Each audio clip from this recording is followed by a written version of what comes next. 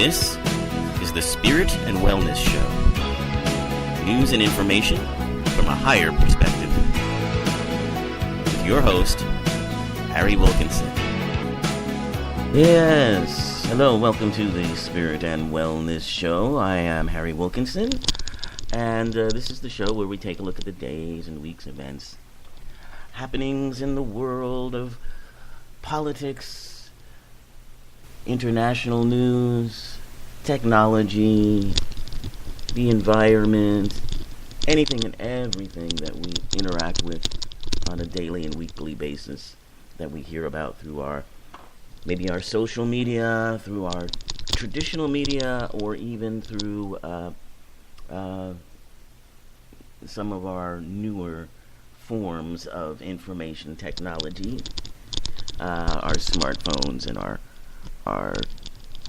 24/7 news cycles, all of that. We are so exposed to so much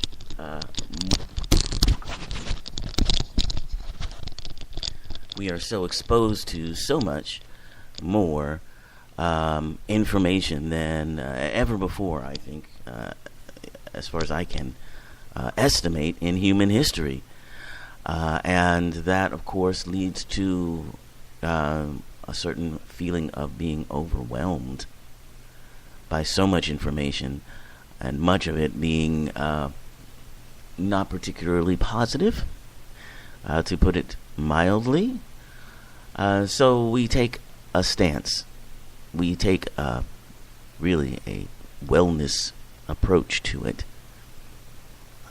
by making sure that we are able to interact with such information being sent to us from so many sources, and we are able to interact with it in a healthy way, where it doesn't stress us out, where it doesn't freak us out, where it is something that we not only don't feel overwhelmed by, but are actually empowered by, and able to feel in control, if you will. And I've spoken a lot of this technique, on this show many times. I don't want to spend a lot of time rehashing it. It's just a perspective in which you take a look at those things that might be troubling you, those stories that seem to push your buttons, because they're meant to, by the way. They're designed to push your buttons by media and media outlets to get your attention, basically. But we go into these things and recognize the truth of what they are, that they are illusions, that they are our own creations. And as I have said many times, I believe them to be creations of our higher selves on a metaphysical level for us to experience and grow through and reconnect to our higher selves. But once we have this experience and we recognize these things, these stories, whatever they are, for what they are, for illusions that we've created, we can take energy from these things, and we can also take the growth from these things, that they have something to offer us to help us expand and become more of who and what we truly are, which is a connected oneness with all that is. Okay, heavy stuff to talk about, but on this episode we're going to focus on Valentine's Day, which is coming up, what is it, Thursday? Thursday, yeah.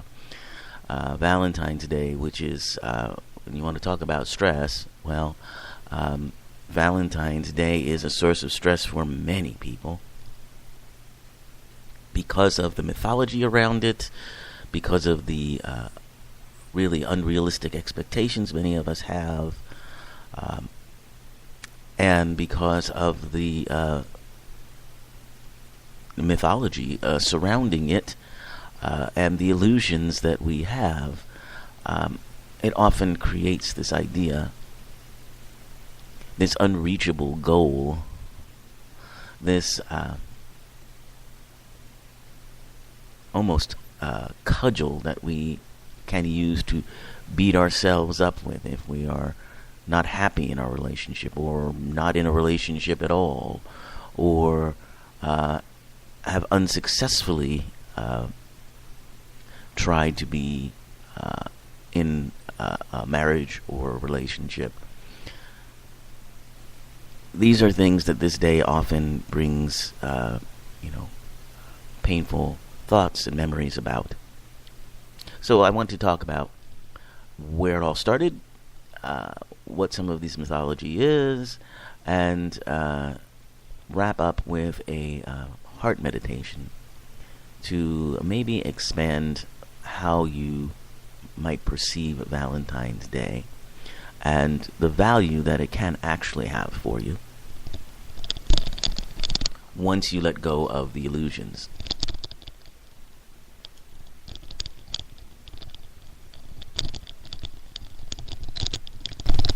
Okay, so we are going to start. Also, and I will have some heart-healthy tips for you as part of our wellness deal here. We'll have some heart-healthy tips for you if you have issues with your heart health, or even if you are just wanting to make sure that you stay healthy. We've got some tips on how to do that. But first, let's talk about the idea of Valentine's Day. Where did it come from? And we're going to talk about that just briefly. It's tied into the myth of romantic love. Now, Saint Valentine was an actual person. In fact, several people. There were numerous Saint Valentines. They were all martyrs who were sent to their death by various Roman leaders.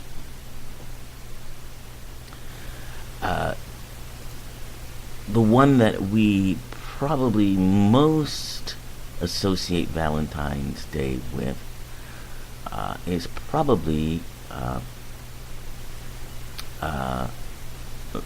Valentine of Rome. And the other one was another Valentine of Tournai.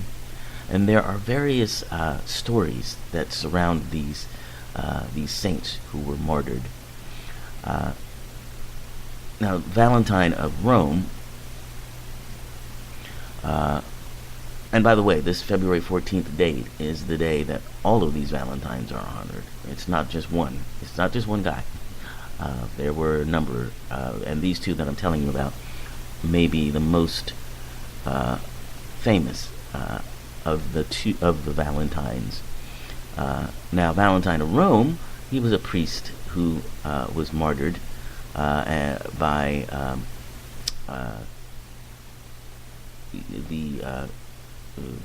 Rome in 269 BC. 269. Oh no, I'm sorry. It's not BC. Actually, it's 269 AD. And Saint Valentine of Tournai was martyred during persecution under Emperor Aurelian in 273 AD. So, within a few years of each other, these Valentines met their martyrdom.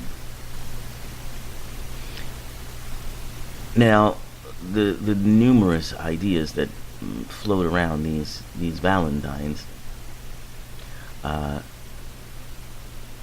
are fascinating.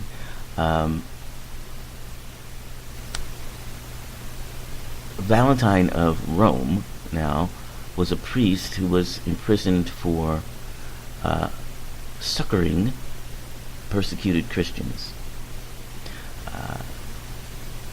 and in particular, some of the stories are um, the idea that Valentine married people.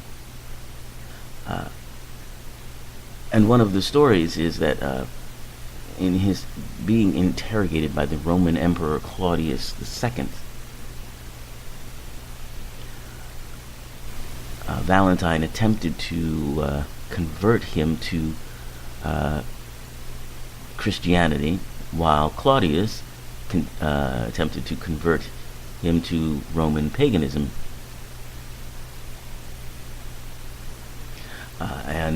So because of this, and his refusal to convert to paganism, he was executed. But before this, he's reported to have performed a miracle by healing Claudius's daughter Julia.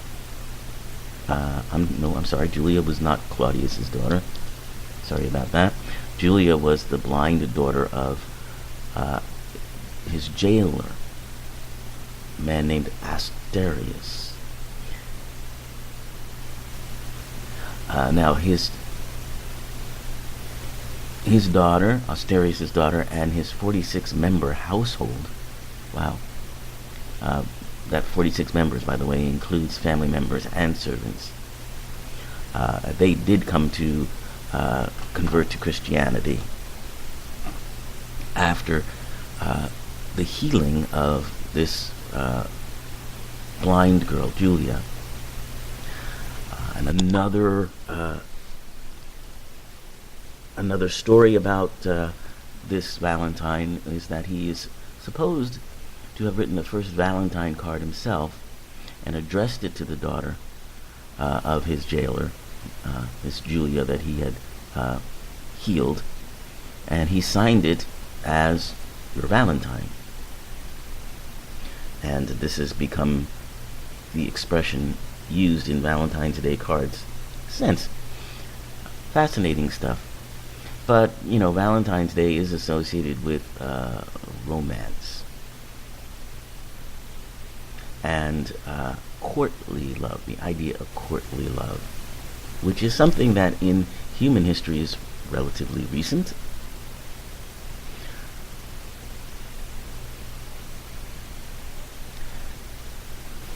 And we're going to talk about how that came about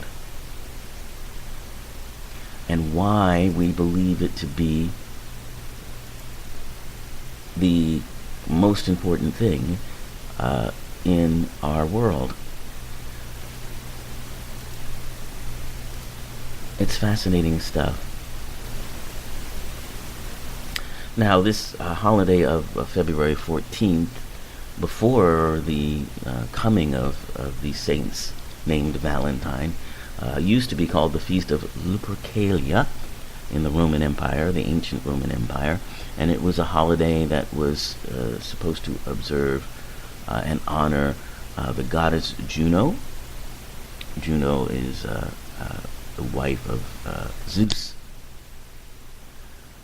or Hera as she's known in the Greek version of these